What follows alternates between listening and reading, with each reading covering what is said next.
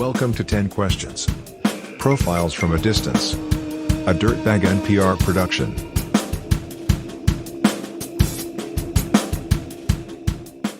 Question number 1. Introduce yourself like you're writing a Tinder bio. All the pertinent information, a few quirks. My name's Dean. I'm 41. I live in Jackson, New Jersey.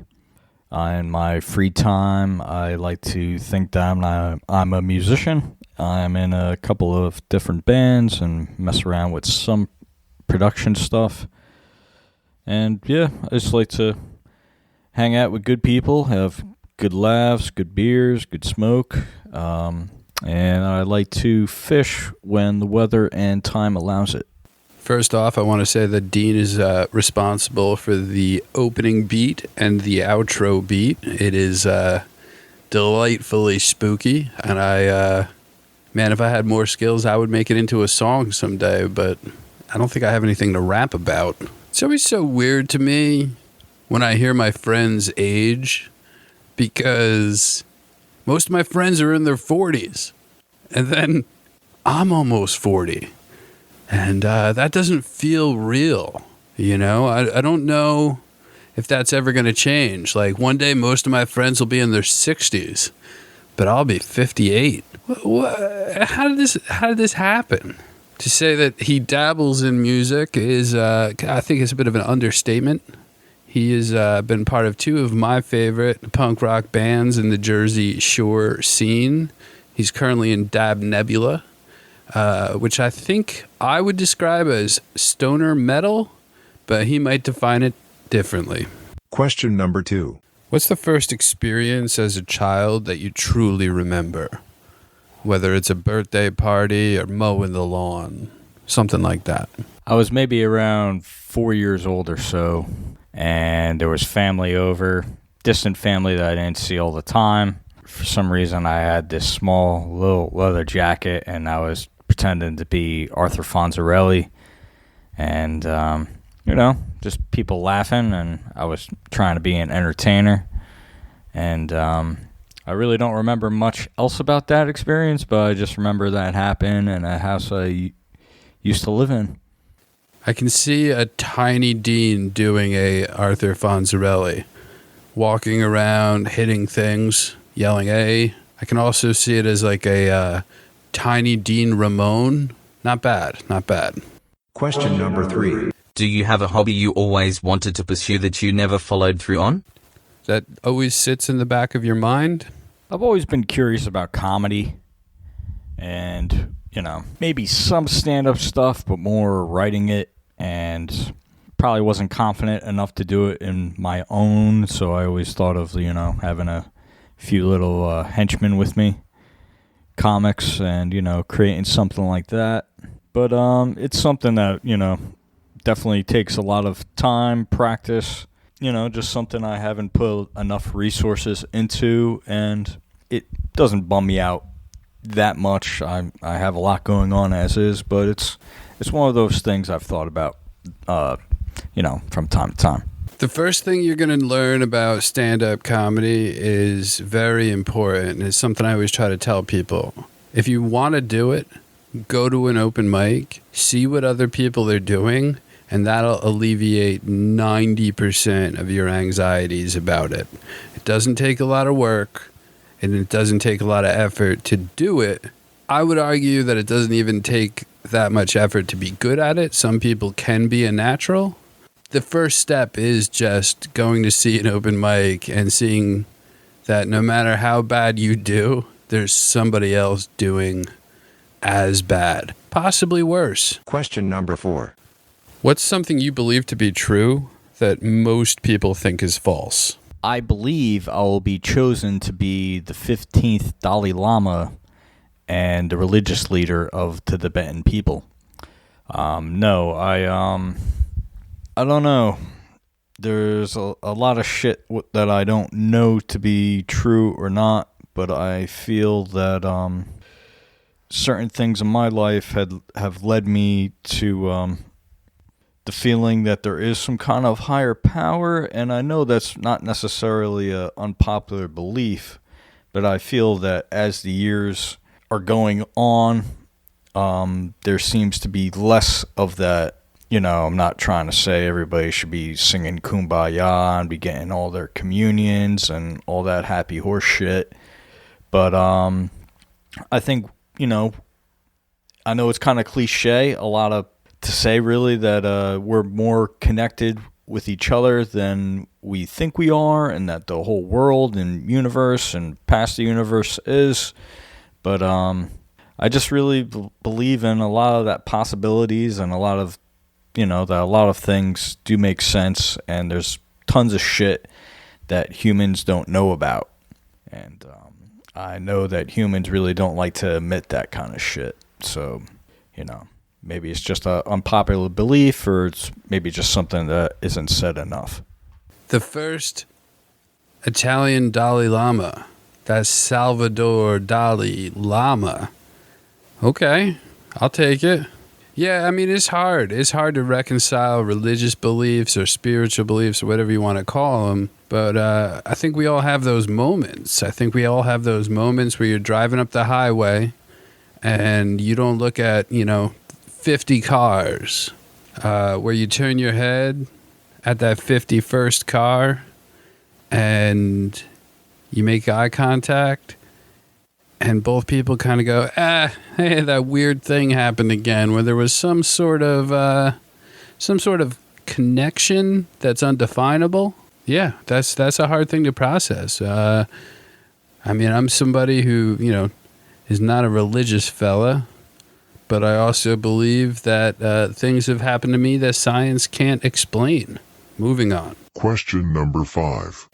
How much time would you have to spend alone before the freedom of it wore off and you became bored or depressed? I would have to really say that depends on the kind of mood I was in.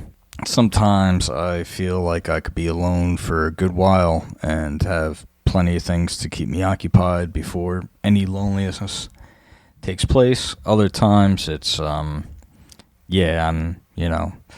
usually pre-quarantine a pretty socially active person, just had a lot of hobbies, band stuff particularly, or going to shows. So sometimes when there wasn't a lot going on, it wouldn't take me, 20 minutes, a half hour before I feel like I'm kind of lonely to some regard. Mood is a very big dictator. I agree with you. Sometimes 2 days is not enough, and sometimes 2 minutes is too much. And I'll be pacing back and forth trying to figure something out. Time is really the issue there, right? Like time, defining it, Some moments are fleeting, other moments are drudgery. That's tricky. It's always been tricky. Question number 6. What's a favorite joke of yours or someone else's? It's kind of old-fashioned, maybe a little lame, but I guess I remember seeing the Three Stooges do it. Maybe, it wasn't invented by them. Maybe it was, but I've seen it in, just different films of, say, when somebody's talking and either somebody's sneezing or coughing really loud in the background and they can't get what they have to say. And then they try again and the same thing happens. And then the person's finally done sneezing or doing whatever, it could be a loud drill or something. And, they try again, and right at that moment, that's where that, loud drill or whatever kind of noise happens again. And I don't know. It's really old-fashioned, but I still get a kick out of that stuff. I hear what you're saying. That repetitive nature of things is... Oh, shit. The cops. Yeah, I hear what you're saying, though, because that repetitive nature of things is... Oh, damn it. Okay, well... I understand why it's funny, but...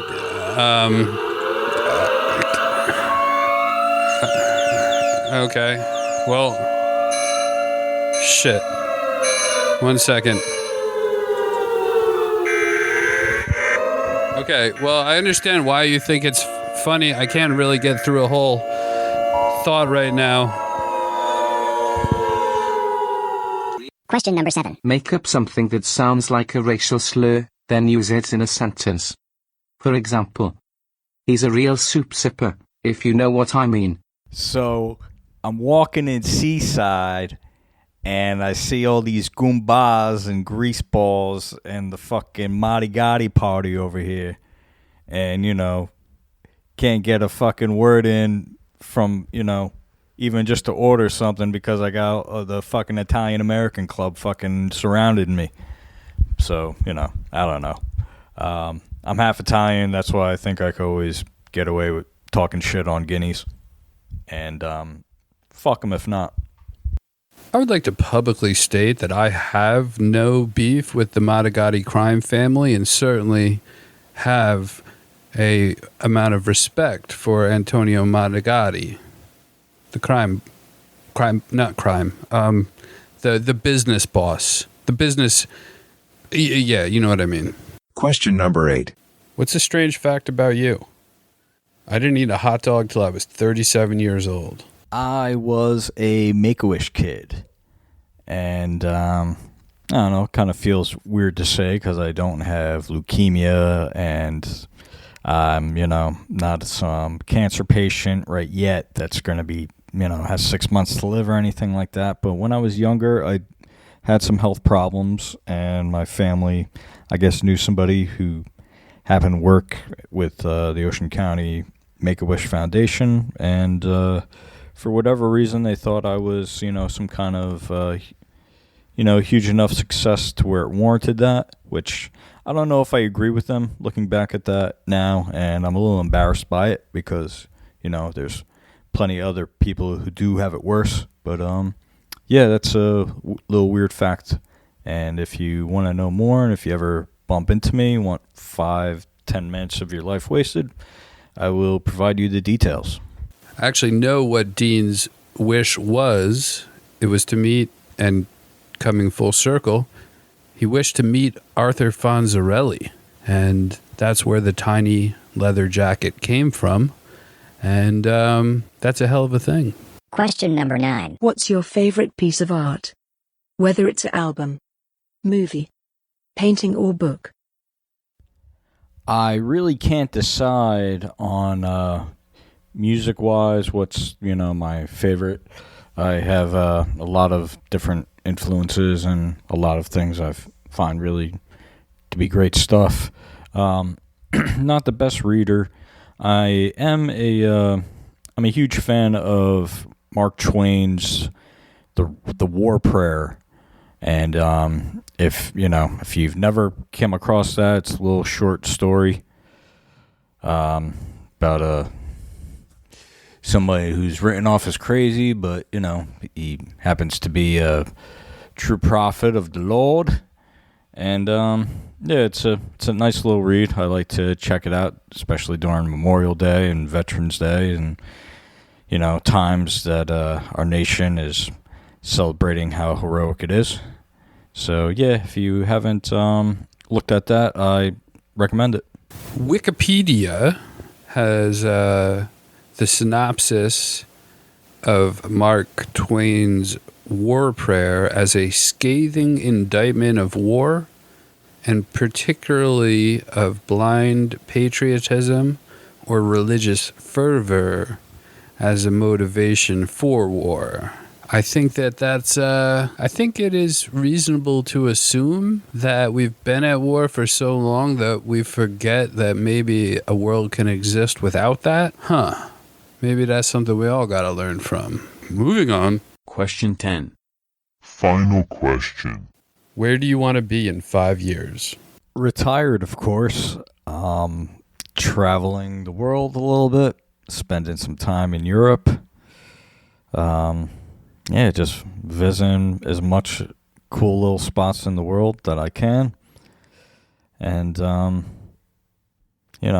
don't think I'll get there in 5 years. Don't even know if I'll get there, but it's something to shoot for if the world ever gets back to normal again.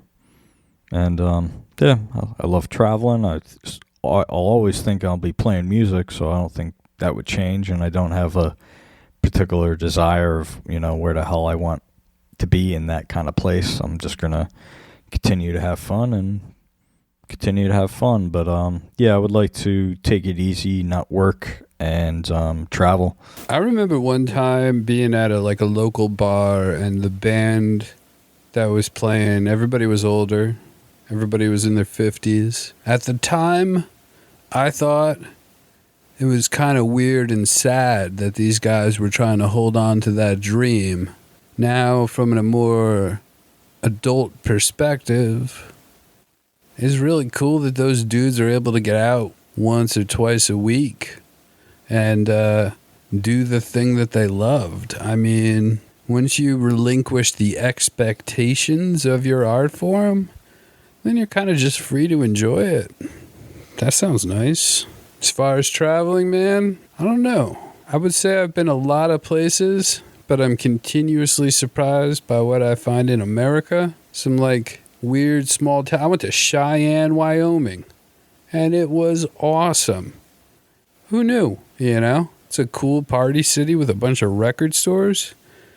I guess I would just say maybe don't buy those plane tickets before you think about a nice Kerouac on the road experience, because there's a lot to see here, man. We got some weird stuff in America. This has been a Dirtbag NPR production. Please link, subscribe, and share.